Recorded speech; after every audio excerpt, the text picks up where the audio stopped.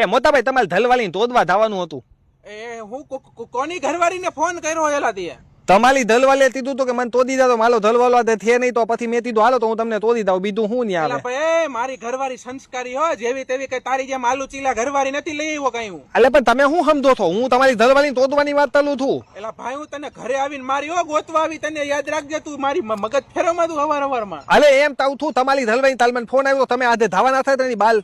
એટલે હું ક્યાંય જવાનો નથી ભાઈ, હવે મારા ઘરમાં ધંધો હાલે બધો, હવે કપડાનો ધંધો હોય મારે, હું મારી બાયડી આખો દી હારે ઘરમાં જ હોય. હવે તમે દિવાળી તપલા લેવા બાલ ધાવાના હતા, બરાબર છે? પછી અમે બે માણા હારે જવાના હી. એલા એમ નહીં, હવે તમે બાલ ધામ ધાવાના છો આજે.